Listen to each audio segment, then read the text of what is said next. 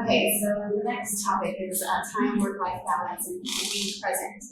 So the story that I have for this is it took place actually after I got divorced. It was just a couple of years ago, but we decided to do a company trip to Disney World, and my sister's my partner in the business, and so we she took her husband and kids, and I took my kids, and we went to Disney World, and I found myself the whole time I was there in lines.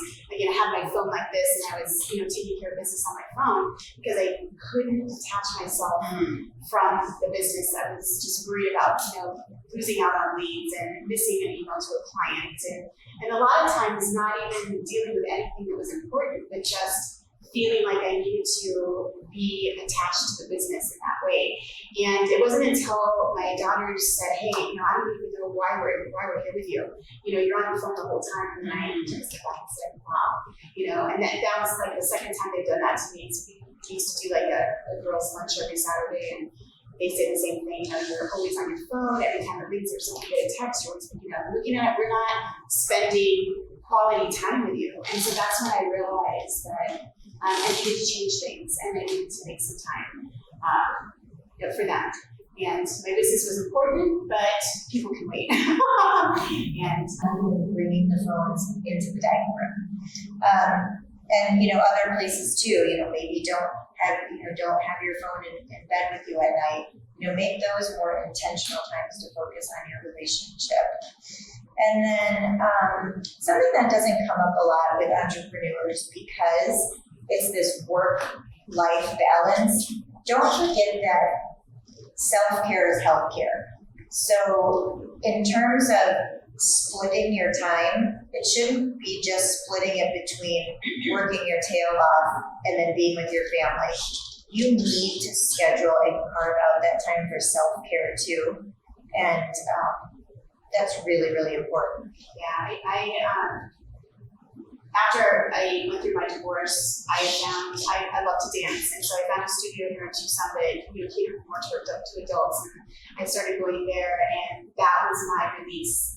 And once I started taking those classes and being a part of something like that, I found everything else in my life changed. My view on my relationships with my friends and my family, and being present, and just detoxing from everything that goes on in running a business was so valuable to me. So now, I send a text to my friends throughout the day, just, how you doing? Just wanted to check in. And it may not be every day, but I really am cognizant about checking in on my family and friends to make sure they're okay. Even though my day is crazy and stuff, I really try to make an effort, because, at the end of the day, when we're on our deathbeds, who's going to care if I answer the phone call, to so-and-so if they needed a apartment or whatever. It's going to be my kids and my family that remember how I treated them throughout my life. So I'm good at that point. Well, you made a good point too, bringing up friendships. Everything we're talking about, I keep saying your spouse, your partner, because that's where my mind goes. But this can be related to anybody who's important in your life. If you have a core group of friends and you feel yourself not spending enough time with them or pulling away from them because you're very busy, it's the same thing. Making sure that you let them know that they matter to you by just carving out some time with them. Okay, on to the next one. Which is kind of along the same lines. Yeah, we can skip this one. Well, I was just going to say a couple of tips on here. For somebody that has really, like my husband has a very busy work schedule and works a lot of different shifts. And so there's times he can't get calls, there's times we can't spend the day together, but he can still get texts. So we'll find even just sending each other like a funny, gif out of the blue, just lets the person know that you're thinking about them. And especially when, like you mentioned, there's that, you're out to lunch, you're at these networking meetings. There's times where even if I just send my husband like a small little, can't wait to see you later, or like a funny, Happy Gilmore gif or something, he knows I'm thinking about him. He knows I'm not just doing all of these things without him in my mind. And I think that's important. Okay, so we kind of talked about this a little bit. Your business becomes the affair. So, the late night calls, going to networking. Your time is completely devoted to this. And so your spouse has those feelings of almost like this is your mistress, and those feelings come into play. So how can we help those feelings? The first tip I have in here is probably the most important one, and that is, again, open and honest communication where you can state to your partner, the business is very important to me, but nothing is more important to me than you. And I really need your support in moving forward with this business, but I want you to know I'm always here for you at any time. And I think it's that being very open, clear, and direct is what's going to get you far, rather than being reactive of, well, gosh, you know this business is important to me. Why can't you just support me in this? You know, understand that there's probably some insecurity and fear on their side, and addressing that is going to be the number one thing. Yeah, I was in the corporate world, you know, and I didn't have a cell phone, and you know, it's like pagers and things like that back then. But you know, once the phone came about, I mean, it was just, you become so tied to it. It's like here all the time. I mean, I sleep with it, I wake up to it, I go to bed with it. You know, it's my mistress. You know. And we had a conversation about even, you know, dealing with our children. Yes. Like I realized, you know, multitasking when I'm with my daughter isn't multitasking, it's just not paying attention to my daughter. And so I realize now, if we're gonna spend some quality time together, I just charge my phone in the other room and leave it be, and realize, you know, life isn't going to end in this hour that we're watching a program or crafting or whatever we're doing together. It's funny you mentioned multitasking, because Shawn and I are having a conversation about this yesterday, right? And yeah, Tom, and we just, you know, we've always been brought up to believe multitasking was the best thing to do. And now, I can't remember who the book was by, but you read something about it. It's article in Jim Quick. Right. Yeah. Right, and just how that multitasking isn't necessarily the way to go, because we're trying to do too many things at once, and when you're doing too many things at once, you're not doing it properly, and you're not putting 100% effort into it. It takes away intention. Yeah, exactly. Because you're really just keeping everything at, like, keeping the fires out rather than really focusing on one thing. Yeah. Jealousy. So unfortunately, jealousy can be a part of some of the issues that you deal with in relationships. There was a point in my business where I've been working from out of the home office, and I decided to rent an office space and take the business into an office space. And I didn't run it by my husband, because I didn't think at the time. I mean, my husband wasn't a part of my business. He wasn't, on board. He wasn't a member. He wasn't working for the company. He did his own thing. So I didn't feel it was necessary to run it by him. And, because I didn't do that in the beginning, he was kind of jealous of a few things. He refused to come and see the office. So he, for like the business, you work from home, you can take care of this, you can do this, you can do this, you can do this. And it's just feeling like, no, like I'm running a business. Things have to do stuff to make things happen. It's not like I'm sitting down watching TV all day, and so yeah, I kind of had some more arguments there too. I was just gonna say that's a great place for the magic question of, what do you need from me? Right. Yeah, it really, like, you can insert that pretty much anywhere, but it really works. So when mindset differs.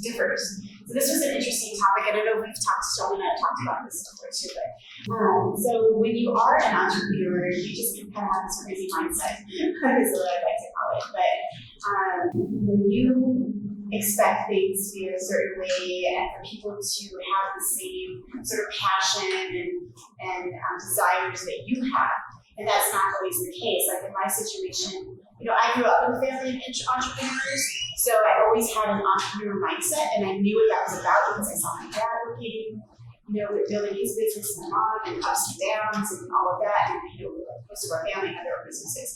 So, and he came from a family where they all had 9-to-5 jobs, and they could shut it off when they went home at night, and just the same desires and passions weren't there. I'd always be upset because his drive wasn't the same as mine, and so that was often conflict in our marriage, and vice versa for him too. He frustrated me because he was okay with just having a 9-to-5 job, and that was okay, and I wanted to do all this, and it just didn't match up.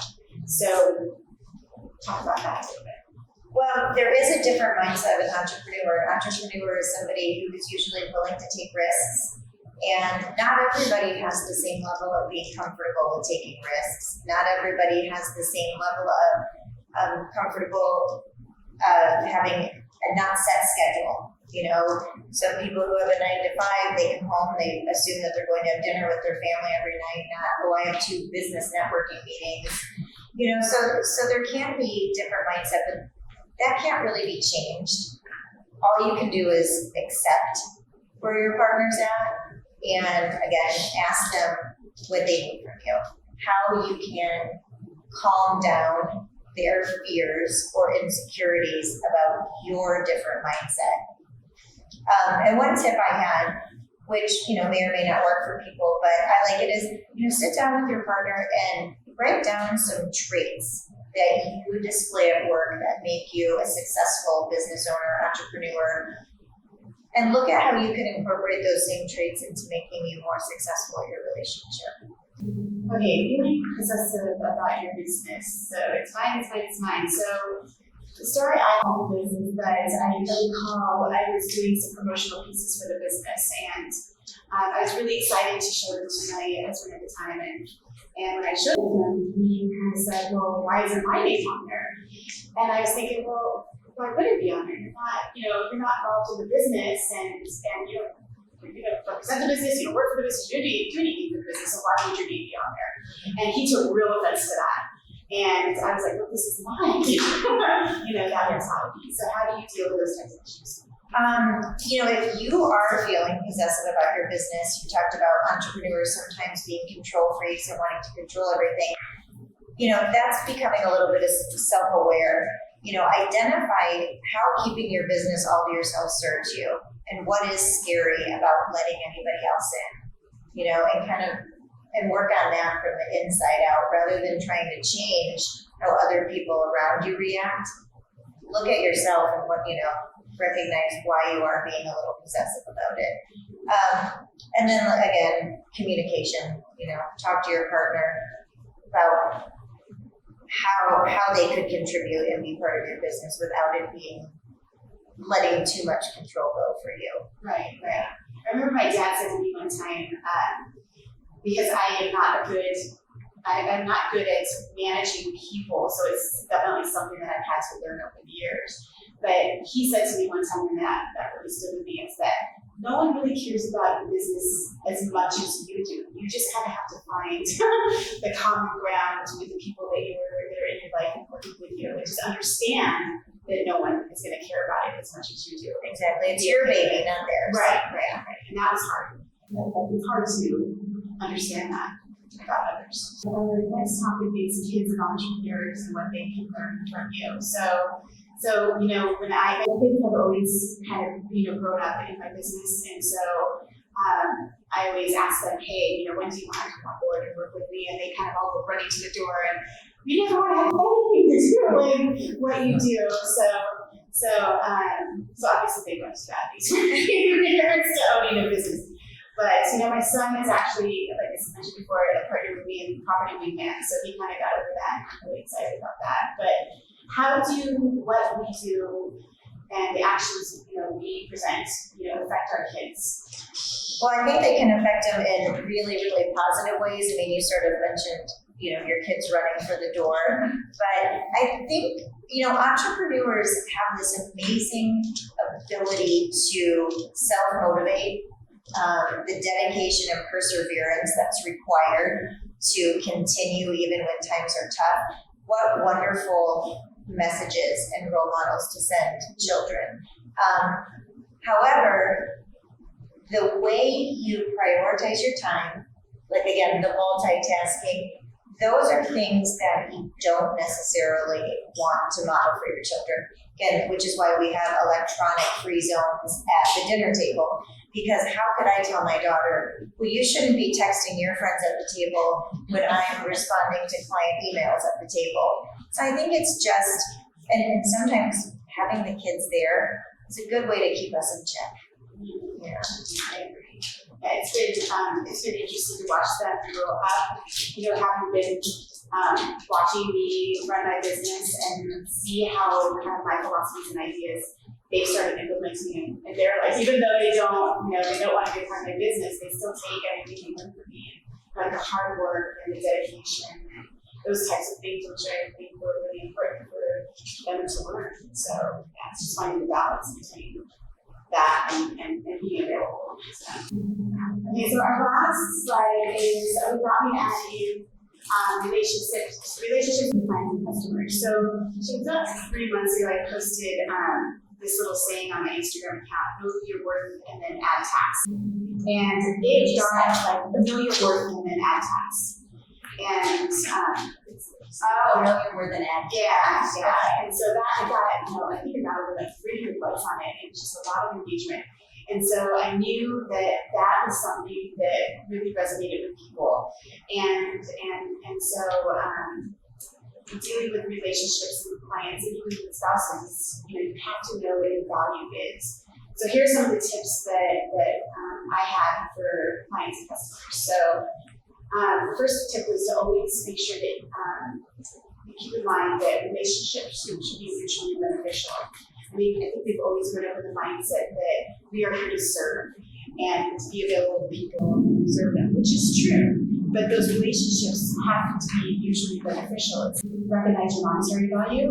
So, have you ever had a client ask you to work for free?